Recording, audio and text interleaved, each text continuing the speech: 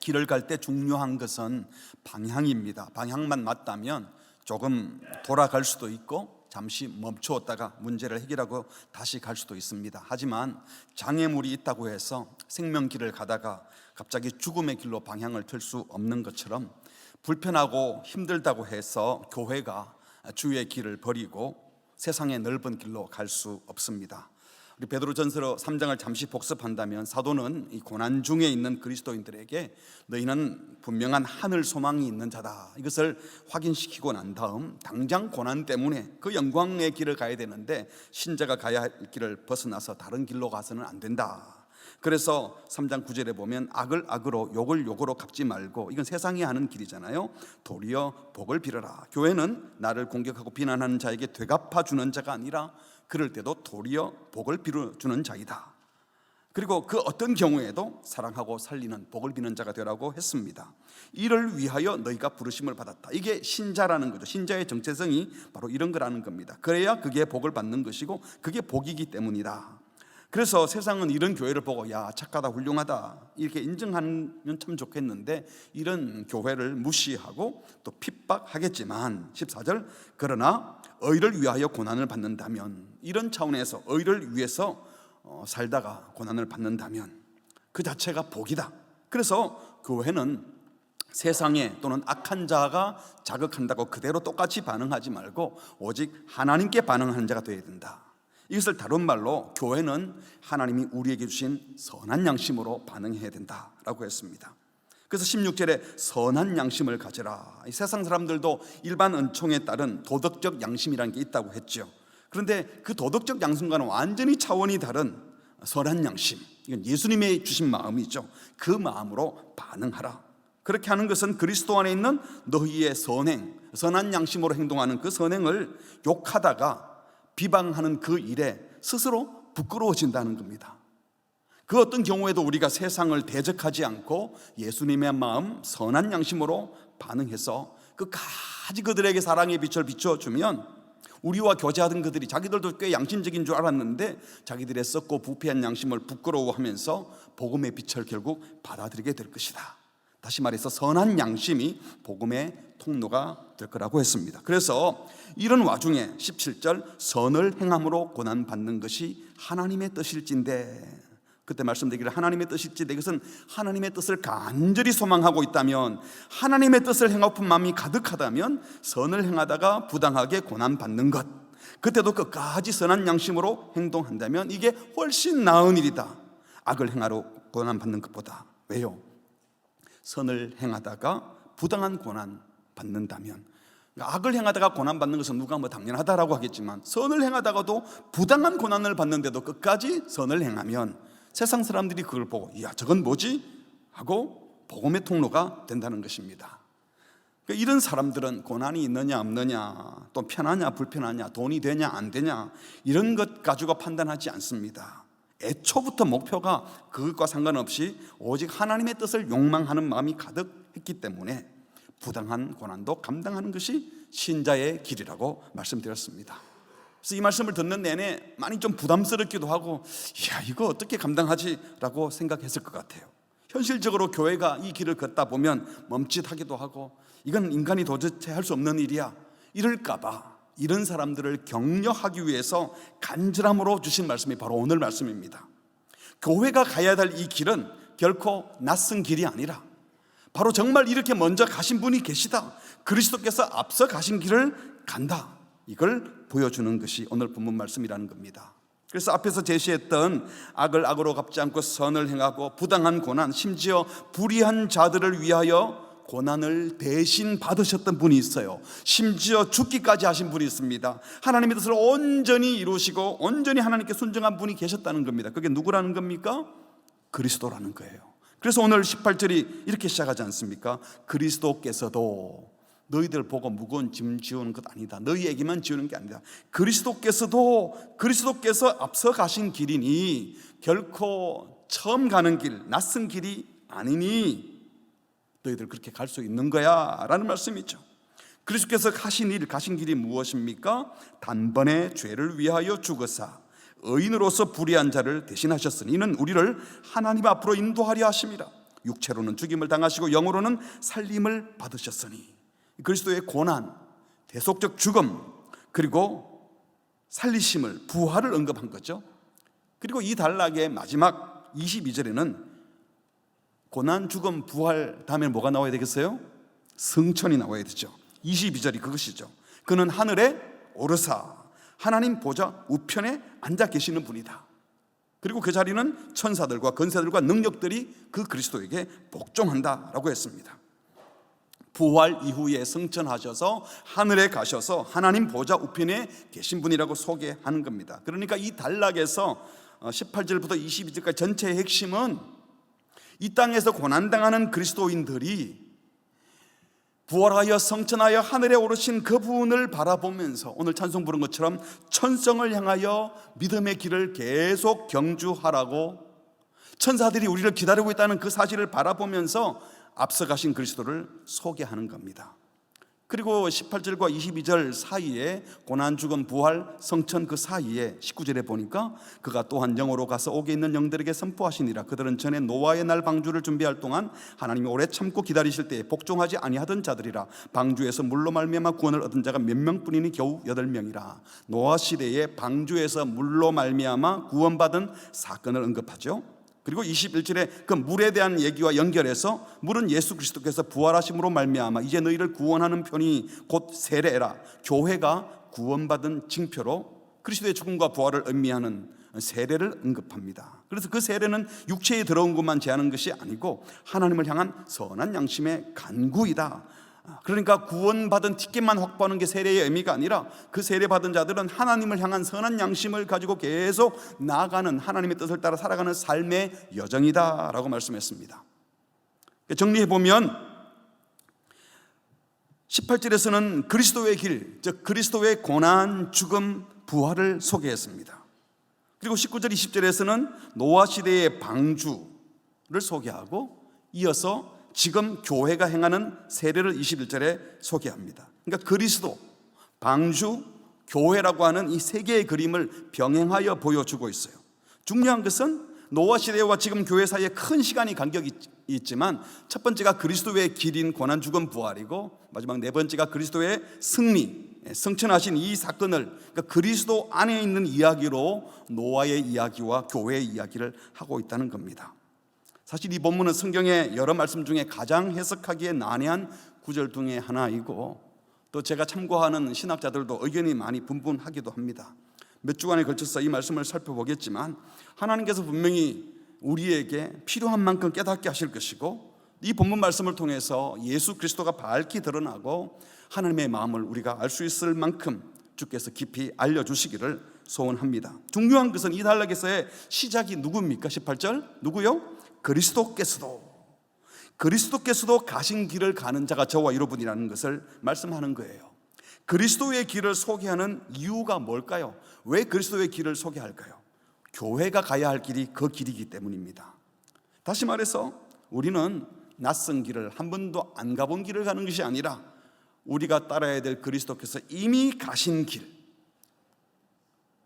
그러니까 당연하게 생각하고 따라야 할 길이라고 말씀하십니다. 그리스도를 따르시기 바랍니다. 그런데 그 그리스도가 가신 이 길은 고난만 당하는 길이 아니라 사실은 참 자유의 길이고 승리가 보장된 길입니다. 그래서 18절에서는 그리스도께서 우리를 위하여 고난 받으시고 죽으시고 우리 죄를 대신하신 이유가 우리를 하나님 앞으로 인도하려 하심이라고 그랬잖아요.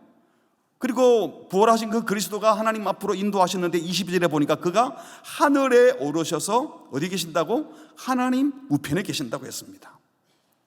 교회는 죄에서 건짐받고 죄에서 자유하여 그리스도가 가신 그 섬김과 고난의 길을 기꺼이 따라가다가 그거로 끝나는 게 아니라 하늘의 영광에 이를 자들이라는 겁니다. 믿으십니까? 도착지가 분명해요. 목적지가 분명한 줄 믿습니다. 이리로 가다가 어떻게 되는 걸까? 이러다가 망하는 거 아니야가 아니라 도착지와 목적지가 분명하다는 겁니다. 그리고 그 자리는 영광과 능력의 자리입니다. 고대 세계에서 왕의 우편에 앉는 것은 왕의 권위와 힘을 그대로 행사한다는 것을 의미했는데요, 그 그림을 가져오셔서 그리스도께서 하나님 우편에 계신다, 이 말은 모든 만물을 창조하고 다스리는 그 하나님의 권세를 고스란히 똑같이 받은 하나님인 분이 예수님이라는 겁니다. 그래서 구약 시편 110편에 보면 메시아를 가리키는 시이죠. 이 시가 여호와께서 내 주에게 말씀하시기를 내가 네 원수들로 네 발판이 되게 하기까지 너는 내 오른쪽에 앉아 있으라 하셨다. 예수께서 사람의 몸으로 오셔서 이 세상에 계실 때, 그때도 분명 예수님은 인간이실 때도 전지전능하시고 무소부재한 하나님이셨어요. 신적 능력을 다 가지고 계셨습니다. 하지만 부활하기 전까지는 그 능력을 사용하지 않으셨어요. 그러니까 고난받으시고 십자가에 못 박히기도 하셨죠.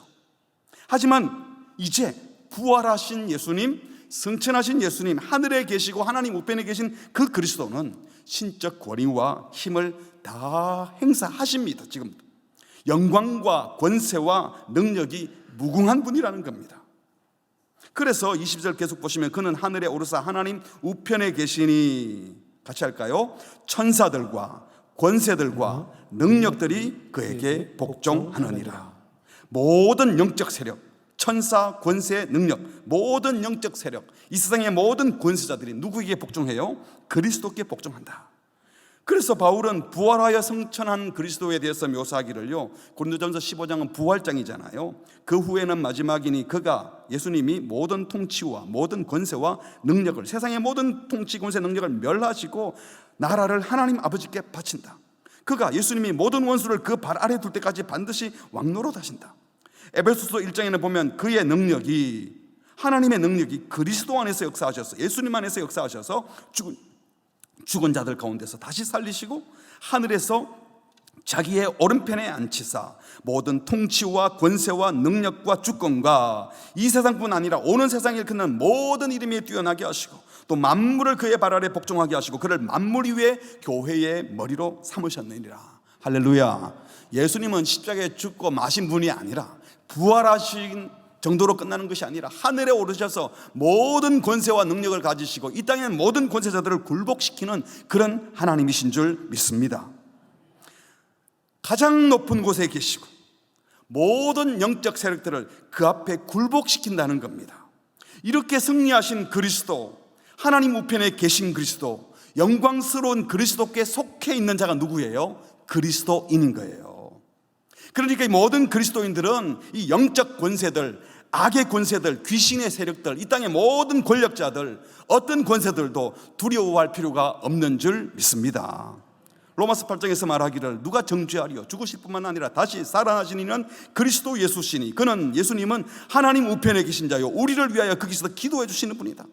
누가 감히 우리를 그리스도의 사랑에서 끊겠느냐? 환난, 공고, 박해, 기간, 적신, 위험이나 칼이라 기록된 바 우리가 종일 주를 위하여 죽임을 당하게 되고 도살당할 양같이 여김을 받아다오. 겁날 것이 없어요. 이 모든 일에 우리를 사랑하는 이로 말미암아 우리가 넉넉히 이길 것이기 때문입니다. 믿으십니까? 내가 확신하노니 사망이나 생명이나 천사들이나 권세자들이나 능력이나 현재이나 장래이나 높음이나 기쁨이나 다른 어떤 피조물이라도 우리를 우리 주 그리스도 예수 안에 있는 하나님의 사랑에서 끊을 수 없으니 두려워하지 마시기 바랍니다. 여러분을 두렵게 할 세상의 권세, 악의 권세, 영적 권세, 귀신의 권세 없습니다. 그리스도께서 이기셨기 때문에 그리스도께 속한 자들은 다 이기게 되는 줄 믿습니다. 그런데 그리스도인들은 이런 권세를 두려워하지 않는 정도가 아니라, 나 안 두려워해 이 정도가 아니라 이미 승리하신 그 그리스도를 바라보면서 그 모든 악한 권세를 대적하여 이길 자들이라고 말씀하십니다. 야고보서 4장 7절에 보니까 너희는 하나님께 복종할지어다 마귀를 어떻게 해요? 대적하면 마귀가 도망간대요. 베드로전서 5장 9절 같이 읽을까요? 시작. 너희는 믿음을 굳건하게 하여 그를 대적하라. 이는 세상에 있는 너희 형제들도 동일한 고난을 당하는 줄을 알미라. 고난받고 있다고 기죽지 말고 대적하라. 이길 수 있으니까. 우리는 마귀를 대적할, 귀신을 대적할 권세를 가진 자들인 줄 믿습니다. 요한일서 4장 4절에 자녀들아 너희는 누구에게 속했어요? 하나님께 속해 있어요. 또 그 악을 다 하나님이 이기셨어요. 그러므로 너희 안에 계신 이 예수 그리스도가 세상에 있는 자보다 훨씬 크다는 사실을 믿고 세상의 권세자들, 세상의 고난을 두려워하지 말라고 말씀하시는 것입니다. 우리는 이미 승리하신 주님을 바라보며 나아가는 자들입니다. 사랑하는 성도 여러분, 우리가 예수 믿고 죄사함 받고 구원받았다, 죄에서 해방되었다, 이 말이 무슨 말입니까? 그리스도인이 구원을 받은 것, 이 죄에서 해방된 것은 이 땅에서 부자 되고 이 세상에서 명예 얻고 이 세상에서 남들보다 무병장수하며 더 오래 살도록 위해서 여기서 잘 살려고만 자유를 얻은 것이 아니에요. 오히려 이 땅에는 썩고 더럽고 쇠할 것들인데 거기에 목매어 살다가 자유를 잃고 평안을 잃어버린 사람들, 그 죄의 질서에서 해방되어서 우리는 썩지 않고 더럽지 않고 쇠하지 않는 하늘 유업을 이미 확약을 받았어요. 상속받은 자들이에요. 그래서 이미 그 확실한 상속받은 것이 있기 때문에 이 땅에서는 어떤 고난이 있어도 거기에 매이지 않고 살아갈 자유를 얻은 줄 믿습니다. 그러니까 힘들어도 억지로 참는 게 아니라 그 목적지와 결과가 너무 확실하면 우리는 기쁘게 그 결과를 알고 승리의 확신을 가지고 사는 거죠. 마치 운동 경기 가운데 이긴 경기를 너무 드라마틱하게 역전극을 벌인 그 경기를 재방송으로 보는 것과 똑같은 겁니다. 그거 보면서 막 속이 터져가지고 열병 가고 뭐 스트레스 받아서 안병 걸리고 이런 사람 없잖아요. 막 소리 이렇게 하면서도 저 그래도 끝내는 이기는 거니까 어떻게 이기는가 보자 하고 보지 않습니까? 우리의 삶도 그런 승리하는 삶인 줄 알고, 여러분 세상에 저거 하고 싶은데 못했다 이러고 스트레스 받지 말고 끝까지 주의 길을 걸어가셔서 영광스럽게 승리하는 그 지점에 도착하기를 주의 이름으로 축복합니다.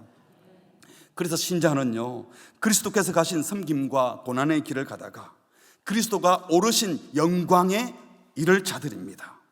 그래서 다시는 썩어지고 더럽고 악한 죄에 빠지지 않고 이 세상의 허무함의 종이 되지 않고 앞서 가신 그리스도를 따라 자신을 거룩하게 하고 예수님처럼 선을 행함으로 고난받고 의를 위해 고난받는 일에 자기를 드리도록, 그래서 먼저 가신 그리스도의 길을 마음껏 걸어가도록 그 자유를 누리는 것이에요. 결코 억지로가 아니라 승리의 확신을 가지고 그리스도가 오르신 그곳에 이르게 될 것을 소망하면서 이 길을 가시기 바랍니다. 이것이 신자의 소망이고 이것이 신자가 누릴 진짜 자유이고 이것이 바로 신자가 걸어가야 될 길이요, 이것이 바로 그리스도를 따르는 교회가 걸어가야 될 길인 줄 믿습니다.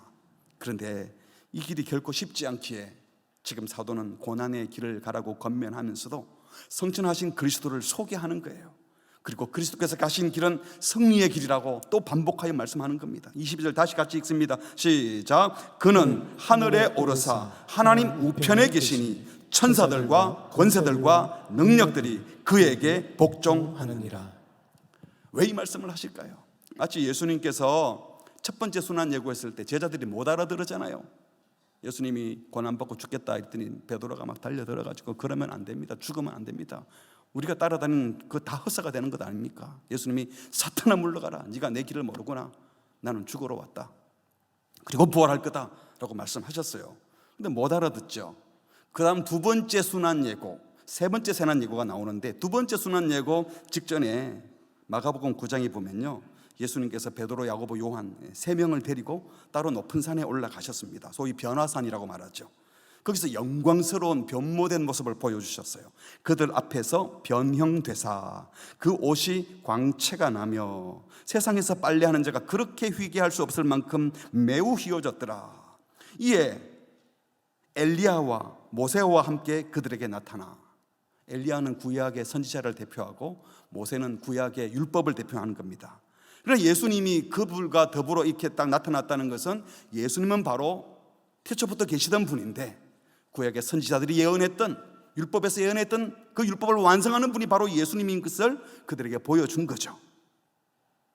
시간을 초월하여 계시는 예수님, 바로 그가 그리스도이심을 보여주기 위해서 영광스럽고 황홀한 모습을 보여줬어요. 이걸 보고 나니까 너무 좋아가지고 베드로가 어떻게 했어요? 랍비여, 우리가 여기 있는 게 너무 좋은데요, 초막 셋을 짓되 하나는 주를 위하여, 하나는 모세를 위하여, 하나는 엘리야를 위하여 집 짓고 여기서 삽시다. 흥분해가지고 말도 안 되는 말을 하는 거예요. 자기도 무슨 소리인지 모르고, 자기는 어디서 살라고 초막 셋을 짓대요.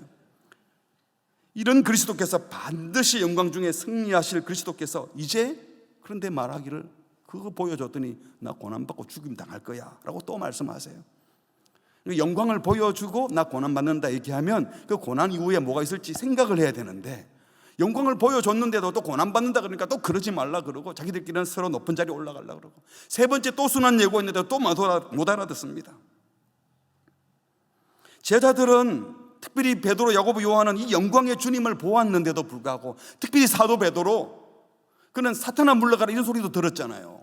고난받지 말라고 하다가 영광도 보았잖아요. 근데 예수님이 딱 체포당하니까, 재판받으러 가니까 모른다고, 그것도 한 번만이 아니라 세 번이나 모른다고 부인하고, 결국 십자가에 달려 죽을 때는 제자들은 그건 죄 없었습니다. 당장 고난받고 계신 그리스도가 부활하고 승천하실 것은 상상하지도 못하고 그리스도를 부인하고 떠나버렸던 부끄러운 제자가 바로 이 베드로 전서를 쓴 베드로였어요. 지금 그 베드로 사도가 고난받고 있는 그리스도인들에게 확신에 차서 말씀하는 겁니다. 사실은 나도 창피하고 부끄럽다. 그 영광의 주님을 몰라서 고난이 끝인 줄 알고 도망가고 그랬는데, 예수님은 부활하셨고 성천하셨고 하늘에 계신다. 하나님 우편에 계신 그리스도다. 모든 천사들과 권세자들과 모든 능력들이 예수님께 복종할 거다. 승리하신 그리스도가 우리의 주님이시다. 그 주님이 하늘에 오르신 것처럼 우리도 부활하여 마지막에 그분 곁에 갈 것이다. 그러니 부당한 고난이라도 염려하지 말고 감당하거라. 승리를 확신하며 주님께서 가신 길을 가자라고 지금 말씀하는 겁니다. 그러므로 사랑하는 성도 여러분, 예수님을 따르는 일로 인해 어려움을 겪고 혹시 고난을 겪고 있습니까? 정말 예수님을 따라가는데, 예수님 말씀대로 사는데 고난이 왔습니까? 절대로 위축되지 마시기 바랍니다. 갈 곳이 분명하다, 목적지가 분명하다는 확신을 갖고 계속 믿음의 길을 경주하시기 바랍니다. 갈 길이 분명한 게 얼마나 기분 좋고 얼마나 기쁜 일입니까? 얼마나 큰 은혜입니까? 세상에서는 소위 긍정심리학을 말씀하는 분들이 자기 자신을 향해서 난 할 수 있어, 난 잘 될 거야, 절대로 걱정하지 마, 이래서 자기 마음에 계속 긍정적인 마음을 자꾸 불러일으켜서 실제로 잘 사는 사람들이 많이 있어요. 근데 여러분, 세상의 죄인들이 긍정심리학을 받아들이면서 온통 내가 원하는 대로 될 거야, 나는 할 수 있어 하며 자기가 가진 야망을 이룰 수 있다고, 나도 경쟁에서 이길 수 있다고, 나는 2등 3등 인생이 아니라 1등 인생으로 살 수 있어, 온통 자신의 이기심과 개인적인 욕망을 성취하는데 그 긍정심리학을 사용하는 거죠. 그런데 저와 여러분의 소망은 그런 긍정심리학이 아니잖아요. 우리는 하나님이 그리스도 안에서 계획하셨고 성취하셨고 성취하실 그 구원이 확실하다는 것을 믿고 소망하기에 그 여정 속에 있는 것, 고난, 어려움, 이거 기꺼이 감당할 거예요. 그러니까 내가 하고 싶은 거 다 할 수 있다는 긍정이 아니라, 사도 바울의 고백처럼 내게 능력 주시는 그 그리스도 안에서 그리스도가 원하는 모든 것을 할 겁니다. 내가 원하는 것이 아니라 하나님이 기뻐하신 일을 난 할 수 있어요. 어떤 고난 중에도 내 인생이 부활하고 성취하신 그리스도와 함께 승리할 것을 믿습니다. 그래서 나는 결코 이기적인 욕망 이루는 삶을 안 살 거예요. 그리스도가 가신 고난의 길, 남을 살리는 길, 이타적인 삶을 살아갈 수 있어요. 그 길을 선택할 거예요. 왜? 나는 이길 거니까. 그리고 그 마지막은 반드시 승리니까요 라고 외치며 이타적인 삶을 사는 이 일을 두려워하지 말고 할 수 있다고 외치고 가라는 것입니다. 그래서 십자가는 영광입니다. 고난 자체는 힘들지만 그 고난이 복음의 통로가 된다면, 목적이 있는 고난이고 승리가 보장된 고난의 길이라면, 부당한 고난일수록 오히려 할렐루야 하고 받아들일 수도 있는 줄 믿습니다. 지금 좀 아멘 크게 해도 나가서 안 될 텐데 그렇게 하실 줄 믿습니다. 그래서 우리는 언제나 그렇게 믿으면요, 다 감사 제목이에요. 다 기뻐할 수 있어요.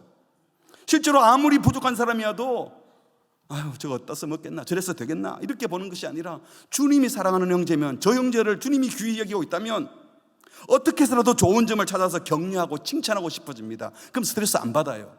내 마음이 안 되는데, 내 뜻대로 안 될 건데 이러니까 스트레스 받지만, 주님의 마음을 갖고 바라보면요, 아유 그 정도면 참 고맙다, 그래도 그게 어디야, 이런 시대에 아유 고마워 하고 격려하고 칭찬해야 되는 겁니다.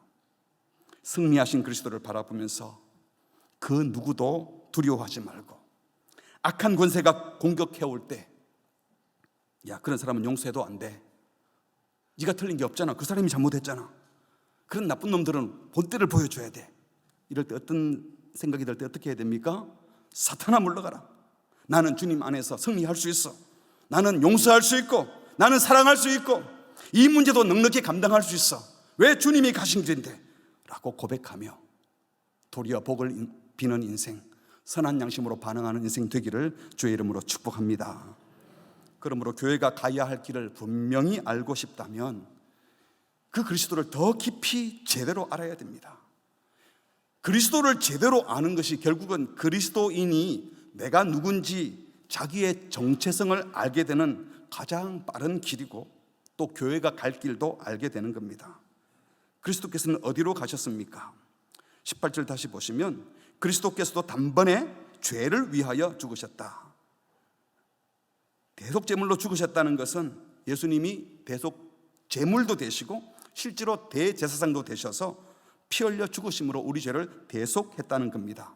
히브리서 2장 17절에 그러므로 그가 범사에 예수님이 형제들과 우리 인간들과 똑같이 대신 성육신하신 이유는 하나님의 일에 자비하고 신실한 뭐가 된다고요? 대제사장이 되셨어. 제사장은 하나님과 인간 사이에 중개자 역할을 하는데 하나님이시면서 사람인 그분이 오셔서 중개자 역할을 하신 겁니다. 그래서 백성의 죄를 속량하기 위해서 그러셨습니다.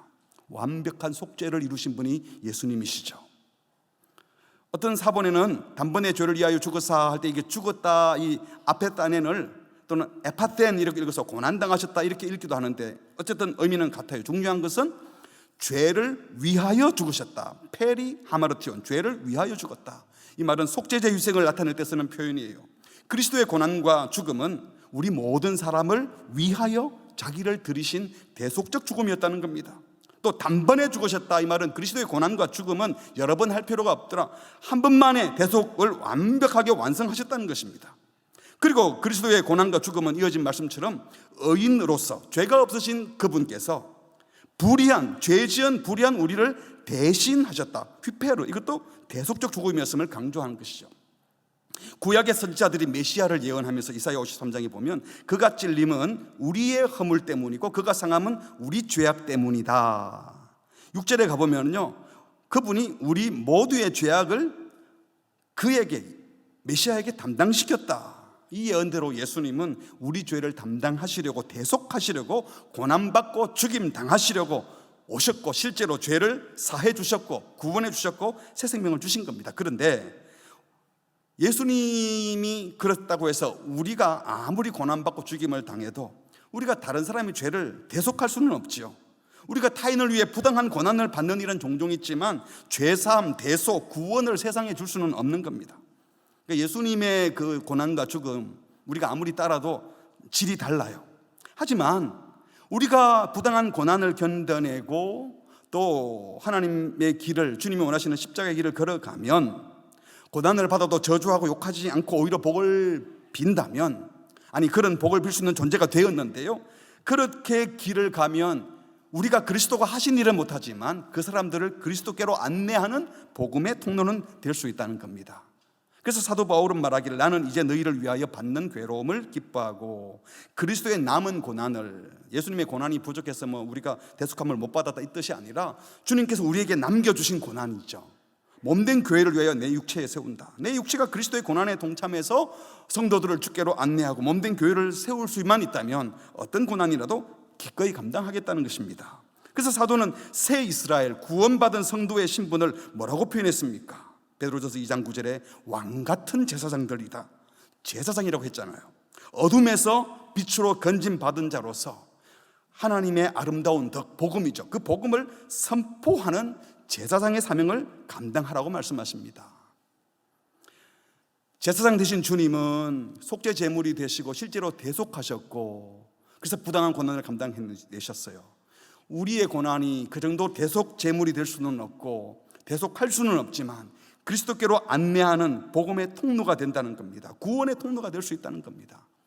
여러분, 그것이 참으로 중요한 사명이고 값진 사명입니다. 기꺼이 복음의 통로가 되시기를 바랍니다. 그런데 이런 대속적 죽음의 목적을 18절에 보니까 이는 우리를 하나님 앞으로 뭐라 그랬죠? 인도하려 하심이라. 우리를 하나님 앞으로 인도하기 위해서 우리 대신 고난받고 죽으셨대요.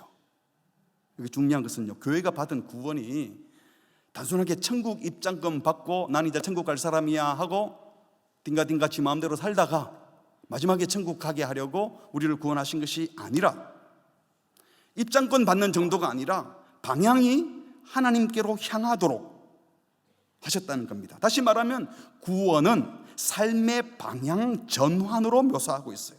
천국에 입성하는 것으로만 말하지 않고 어둠에서 빛으로, 우상 섬기던 자리에서 하나님을 섬기는 자리로, 하나님 앞에서 나아가는, 하나님과 더불어 살게 하려고, 그리스도를 따르는 삶을 살게 하려고 그렇게 인도하셨다는 겁니다. 이걸 좀 더 구체적으로 묘사한 것이 그 다음 나오는 말씀이에요. 같이 할까요? 시작. 육체로는 죽임을 당하시고 영으로는 살리심을 받으셨으니. 예수님의 죽음, 고난, 부활을 말합니다. 그런데 여기서 예수님의 육체는 죽임을 당하셨지만 예수님의 영혼만 살림을 받았다는 뜻일까요?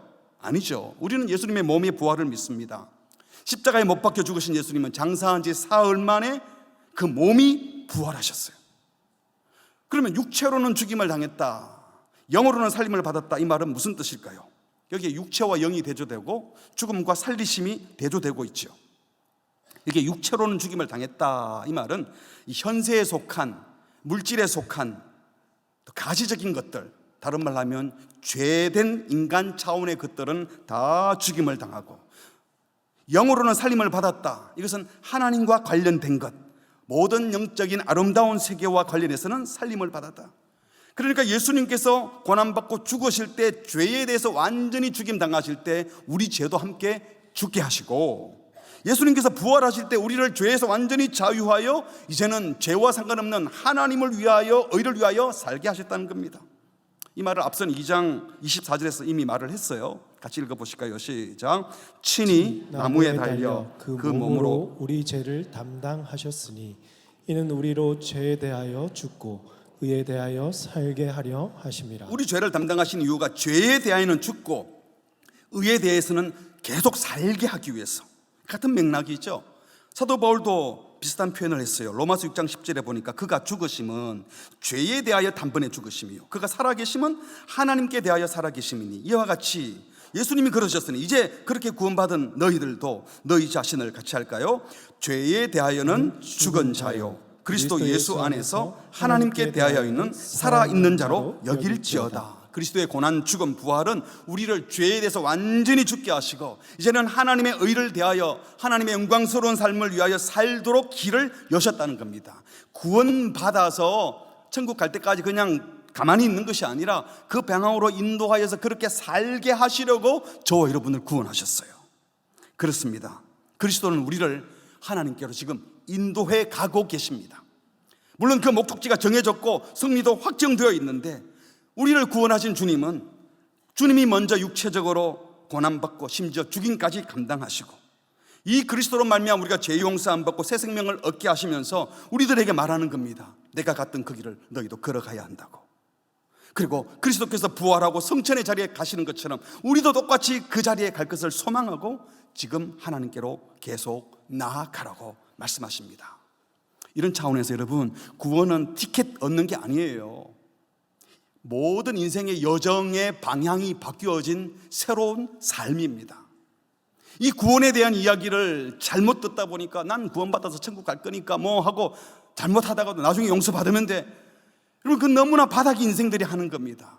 우리 삶이 얼마나 복된 인생인데, 우리가 이 구원의 여정을 알고 이제 하나님을 향하여 악을 악으로 갚지 않고 욕을 욕으로 갚지 않고 도리어 복을 비는 인생을 살면 이 과정에서 악인들이 우리를 공격할 겁니다. 그래도 끝까지 선으로 대하고 끝까지 하나님의 은혜를 드러낸다면, 선한 양심으로 예수님의 마음으로만 반응한다면, 이것이 바로 죄에 대해서는 죽고 육체로는 죽임을 당하신 주님을 따르는 길이고, 우리로 하여금 완전히 죄에서 해방시켜 주신 그리스도의 길을 걸어가는 것, 이것이 바로 영으로는 살아나셔서 하나님을 위하여 살게 하신, 영으로 살림받은 예수님을 따라가는 삶인 것입니다. 기꺼이 이 길을 걸어가시기 바랍니다.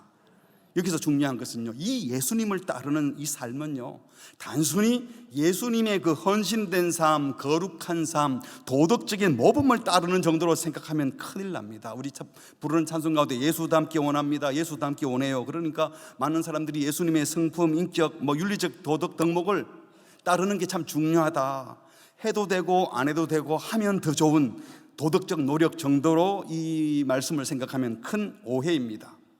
예수님이 우리 죄를 없이 하신 것은요, 그분의 어떤 헌신, 도덕적인 삶, 거룩한 삶 때문이 아니라 그러신 하나님이신 예수님이 우리를 위하여 피 흘려 죽으셨기 때문이에요. 그리스도의 피가, 생명을 내어놓으신 그리스도의 죽음이 우리의 죄를 없이 했어요. 베드로전서 1장 18절에 같이 읽을까요? 시작. 너희가 알거니와 너희 조상이 물려준 헛된 행실에서 대속함을 받은 것은 은이나 금같이 없어질 것으로 된 것이 아니요 오직 흠 없고 점 없는 어린 양 같은 그리스도의 보배로운 뭐로? 피로 된 것이니라. 그러니까 그리스도인은 그리스도의 피를 뿌림받은 자, 그리스도의 피로 덮어진 자, 그리스도의 피를 수혈받아서 새로운 생명을 얻은 자라는 것입니다. 그래서 예수의 피가 우리 속에 들어와 있으니 우리는 예수 생명을 가진 자예요. 그렇다면 예수 생명을 가진 자들이 예수를 따르는 것, 그리스도를 따르는 것은 다시 말하면 욕을 욕으로 악을 악으로 갚지 않고 부당한 고난을 받아도 끝까지 선을 행하는 것, 끝까지 선한 양심으로 살아가는 것, 이것은 단순히 도덕적인 예수의 모범을 삼느냐 마느냐 하는 문제가 아니라 생명의 문제가 되고요, 이것 자체는 신자의 정체성의 문제가 되는 겁니다. 무슨 소리입니까? 마치 양이 하이에나처럼 썩은 고기 먹을 수 없잖아요. 풀을 먹어야지. 소가 사자처럼 약한 짐승 잡아먹을 수 없지 않습니까? 원래 소는 그런 거 아니니까. 마찬가지로 우리 그리스도인들은 당연히 그리스도를 따르는 존재로, 세상의 길을 걸을 수 없는 존재로 부르셨습니다. 구원받았다, 예수 믿는다는 것은 바로 그리스도를 따를 존재가 된 겁니다. 교회는 그리스도의 길을 가는 것이 당연한 겁니다. 성숙한 성도들이 그렇게 해야 돼 하는 이 정도의 윤리적 덕목이 아니라 그리스도의 피로 죄 사함 받고 그리스도의 생명을 얻은 자들, 예수의 피를 수혈받은 성도의 가장 본질적이고 기본적인 삶의 자체, 성도의 정체성의 문제, 그게 뭐냐? 악을 악으로 갚지 않고 욕을 욕으로 갚지 않고 그리스도가 가신 그 길을 가는 거라는 거예요. 만약 신자가 세상 사람들과 똑같이 생존 경쟁하고 약육 강식의 법칙을 따라서 약한 놈은 밟고 강한 사람은 별벌 떨고 위계 질서 따지면서 높은 자리 올라가려고 그러고, 이것은 섬김의 종으로 오신 예수의 길을 거부하는 겁니다. 신자가 자기 존재 자체를 거부하는 겁니다. 예수 믿으면 하고 싶은 말 다 하면 못 살잖아. 저도 그렇게 생각했던 적이 있어요. 근데 예수 믿으면 하고 싶은 말이 뭐예요? 왜 예수 믿으면 하고 싶은 말을 못해요? 예수를 제대로 안 믿으니까 하고 싶은 말을 못하는 거지. 예수를 제대로 믿으면 하고 싶은 말이 뭡니까? 부정적인 말을 하기 싫고 칭찬하고 싶고 비방하고 불평하는 것이 아니라, 원망하는 것이 아니라 격려하고 싶어져야 돼요. 남이 잘못하는 게 눈에 들어오지 않고 남이 잘못하는 게 많은데도 그 가운데 장점을 자꾸 찾고 싶어지는 게 예수 생명을 가진 자, 예수님 믿는 사람들이 하고 싶은 말이어야 하지 않나요? 그러니까 억지로 나를 비방하는 자를 축복하는 것이 아니라 원수를 비방하고 욕하는 것이 오히려 불편해. 사랑하고 싶어지는 것이 예수 생명을 가진 자이기 때문에 내가 하고 싶은 일이 그 일이에요. 그렇게 생각한다면 예수 믿으면 자유가 제한될까요? 자유가 제한되는 것은 내 마음대로 못하니까 제한되는 거잖아요. 예수 믿어서 내 속에 예수 생명이 있으면 기꺼이 진리 안에서 자유하고 기꺼이 절제하고 기꺼이 인내하고 즐겁게 감사하는 사람이 되는 줄 믿습니다. 그리스도의 핏부림을 받은 자, 예수 생명이 들어간 자는 욕구 자체가 달라졌기 때문에 그렇습니다. 예수의 길을 걸어가는 것이 억지로 힘들어서 가는 것이 아니라 그게 자연스러운 우리의 발걸음이기 때문에 도착지가 분명하고 승리가 확정됐고 그 길에 주님이 함께 하신다는 것을 믿기 때문에 기꺼이 갈 수 있는 줄 믿습니다. 말씀을 맺겠습니다. 신자의 길은 낯선 길을 가는 것이 아니고 앞서 가신 주님이 가신 길을 따르는 것입니다. 우리 앞서 가신 주님을 더 깊이 묵상하고 주님을 더 배우고 아셔서 그 길을 기꺼이 갑시다. 그 길은 고난, 죽음만의 길이 아니라 영광과 최종 승리가 보장된 길입니다. 두려워하지 마십시오. 그 어떤 권세 앞에서도 당당하게 확신 있게 걸어가십시오. 우리가 구원받았다는 것은 천국 입장권 하나 받았다는 정도가 아니라 육체로는 죽고 죄에 대해서는 죽고 의에 대해서 하나님을 향하여서는 살아가는 존재로 구원받아서 건진받아서 하나님께로 계속 안내받고 있는 중입니다. 그리고 세상을 그 하나님께로 같이 안내하는 제사장의 삶을 살도록 부름을 받은 것입니다. 무엇보다도 이 길을 갈 때 억지로 할 수 없이가 아니라 좋아서, 내가 기뻐서, 이게 내 존재인데, 이게 내 길이니까 기꺼이 자유하며 사랑하고 기꺼이 용서하고 신자의 삶을 기쁘게 살아가는 주의 백성들 되시기를 축복합니다. 우리 함께 찬양하겠습니다. 예수는 내 힘이요 나의 기쁨 내 참 소망. 우리 자주 불렀는데요, 진심으로 예수님이 내 힘이다. 내 기쁨은 예수님 따르는 것이고 내 진짜 소망은 예수님과 함께 그 길을 가다가 마지막에 주님 만나는 것입니다. 여러분, 이 고백을 정말 할 수 있다면 스트레스가 사라질 거예요. 여러분, 얼굴이 왜 어둡고 걱정이 되고 뭔가 눌립니까? 내 마음대로 안 돼서 그렇죠. 여러분, 내 마음대로 되면 다 문제 생기는 거 아시죠? 주님 마음대로 돼야 됩니다. 양다리 걸치고 있으면 피곤한 거예요. 아예 길을 확 바꿔서, 그래 나는 이 길을 계속 갈 거예요, 주님께서 가신 길을 갈 거예요. 길을 바꿔 들어서 보십시오. 예수님이 내 삶의 이유라고 고백하면 오늘 이 찬양 부르면서 주님이 역사하셔서 우리에게 자유를 주시고 삶의 큰 방향전환을 이루었으면 좋겠습니다. 지난주에 우리가 새생명 축제를 통해서 믿지 않는 자들이 결단하게 했다면, 오늘 우리 그리스도인들이 내가 지금 제대로 된 길을 걷고 있었던가 다시 확인하면서, 혹시 잠시 멈추었다면, 혹시 뒤를 돌아봤다면 다시 방향을 잡고 예수 따르겠습니다, 이 마음을 담아서 함께 고백하겠습니다. 예수는 내 힘이요 예수는 내 힘이요 나의 기쁨 내 참소. 그 이름의 생명이, 그 이름의 생명, 내 삶의 이유라, 내 삶의 이유라. 다시 한번, 예수는 내 힘이요 예수는 내 힘이요 아멘. 나의 기쁨 내 참 소망, 그 이름의 생명이 내 삶의 이유라. 2절 할까요? 내가 사나 죽으나, 내가 사나 주 그 이름을 위하여, 그 이름을 위하여 내 모든 것 다 드리니 나를 받으소서.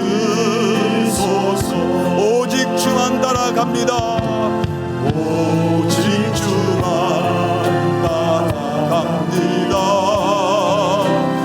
오직 주만 높이 받으소서. 내 평생에 그 이름은, 그의 선하심은 세상에 노래합니다. 그 이름에 그 신능력, 영원한 생명, 영원한 생명이 내 삶의 힘. 오직 주만 따라갑니다. 오직 주만 따라갑니다. 오직 주만, 오직 주만 높이 받으소서. 내 평생에 그 이름, 그의 선하심을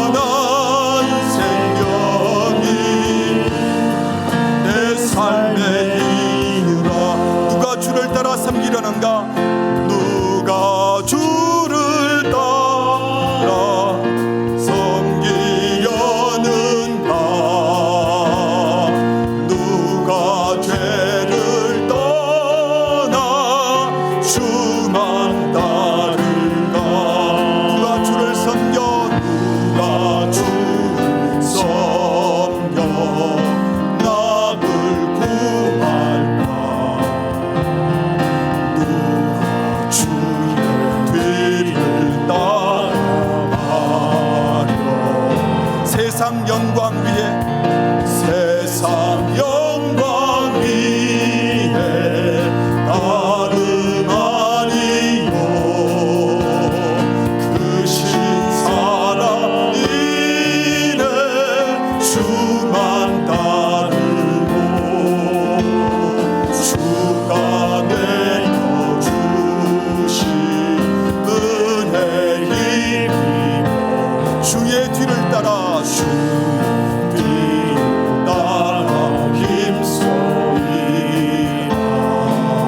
부르심을 받아 주의 은혜로 주를 따라가네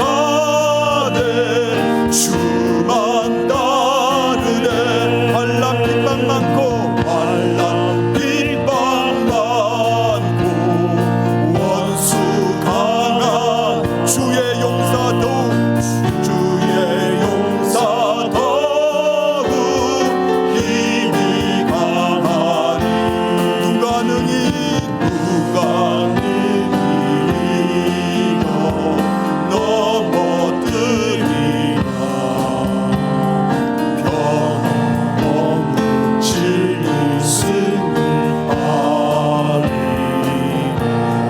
찬송하며 기쁨을 찬송하며 주의 은혜로 주를 따라가네 주만 따르네. 우리 같이 기도하겠습니다. 여러분, 주님을 따르는 길은 고난의 길이고 십자가의 길이기만 한 게 아니라 그것은 여정입니다. 그 여정 속에 고난이 있고 십자가가 있죠. 그러나 도착지가 분명합니다. 이미 승리하신 그리스도, 하나님 우편에 계시면서 모든 권세와 능력을 가지시고 이 세상의 모든 영적 권세들을 제압하시는 분이 바로 우리 그리스도시고 우리는 그분께 속해 있습니다. 그분이 우리를 구원하신 것은 그리로 우리를 안내하고 계시는 거예요. 오랫동안 예수 믿으면서 살다 보면 나도 모르게 눈이 옆으로 돌아가서 세상 경쟁에 끼어들고 또 사람들의 비웃음에 자존심 상하다 이러면서 방향을 혹시 잘못 잡고 있었던 분이 있습니까? 다시 마음을 점검합시다. 나는 지금 그리스도의 길을 따르고 있는가? 최종 승리가 보장된 그 길을 가고 있는지, 아니면 이 땅에서 이길 것 같은 그런 사탄의 속임수에 사기를 당하고 속고 있는 것 아닌가? 주님은 육으로는 죽고 영으로는 사는 삶, 이 땅에서 그리스도를 증거하는 삶, 복음의 통로가 되는 삶을 살 수 있다고, 이거 억지로 겨우겨우 하는 일이 아니라 이게 예수의 핏부림 받은 성도, 예수의 피를 수혈받은 성도, 예수의 생명을 가진 자들이 마땅히 걸어야 갈 길이라고 우리에게 말씀하십니다. 믿으시죠? 정말 그 믿음을 고백하면서 주님, 이 길을 계속하게 해주세요. 옆으로 눈 돌리지 말게 해주세요. 괜히 눈 돌렸다가 스트레스 받고 세상과 비교하는 어리석은 짓 하지 말게 하시고 주를 바라보며, 승리하신 주를 바라보며 그 길을 계속 가게 해주십시오. 우리의 자녀들도, 우리의 가족들, 여러분 가까이 만나는 모든 사람들, 아무도 경쟁 대상이 없어요. 아무도 비교 대상이 없어요. 모두 다 우리가 사랑할 대상이고 복음의 통로로 쓰임받아야 되는 거 아닙니까? 주님, 저를 그렇게 써주십시오. 오늘 말씀을 기억하며 회개하며 결단하며 같이 기도하시겠습니다. 하나님 아버지, 오늘 그 말씀 주셔서 감사합니다. 주님이 이미 가신 길, 승리가 보장된 길을 가는 줄 믿습니다. 의에 대해서, 죄에 대해서 죽으며 구원받은, 그리고 그 구원을 향하여 나아가는 인도함을 받는 삶 살게 하여 주시옵소서. 눈을 돌리다가 세상 것에 마음 빼앗겨서 흔들리지 말게 하시고 계속 믿음의 걸음 걸어가게 하여 주시옵소서. 의를 위해 살게 하시고 진리를 말하게 하시고 불의를 미워하게 하시고 죄를 멀리하게 하시고 악을 따르지 말게 하여 주시옵소서. 우리에게 용기를 주시옵소서. 믿음을 주시옵소서. 주님 가신 거리를 계속 걸어갈 수 있는 믿음을 허락하여 주시옵소서. 오늘도 참으로 승리하는 그 삶을 살게 할 수 있도록 축복하여 주시옵소서. 예수님만 따라가는 삶을 살게 하시고 예수님 우리의 참된 생명이여 길이여 예수님이 나의 생명을 고백합니다. 하나님께서 도와주셔서 그 삶을 살아갈 수 있도록 주님 도와주시고 주님 은혜를 베풀어주시고 주님 은혜를 베풀어주시고 주님 은혜를 베풀어주시고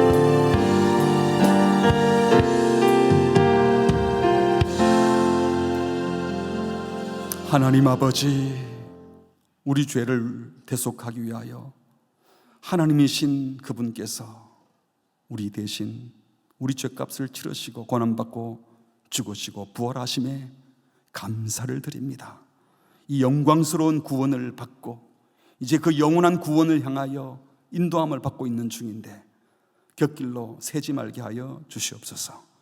그리스도께서 가신 그 길은 억지로 갈 길이 아니라 도착지의 목적지가 분명하고 이미 승리하신 그 길을 알고 가는 길이오니 하나님, 이 길을 걷는 우리 성도들 한 분 한 분 격려해 주시고 다시 소망을 갖게 해 주시고 세상의 긍정 심리학이 아닌 사실에 근거한 믿음으로 소망을 갖고 든든하게 승리하게 하여 주시옵소서. 주님, 하고 싶은 말 참는 사람이 아니라 정말 우리가 하고 싶은 말이 복을 빌고 용서하고 사랑하고 기꺼이 손잡아주는 그런 마음, 그런 생각, 그런 말이 우리의 것임을 다시 확인하고 주님 가신 그 길 끝까지 가게 하여 주옵소서. 예수님의 이름으로 기도합니다. 아멘.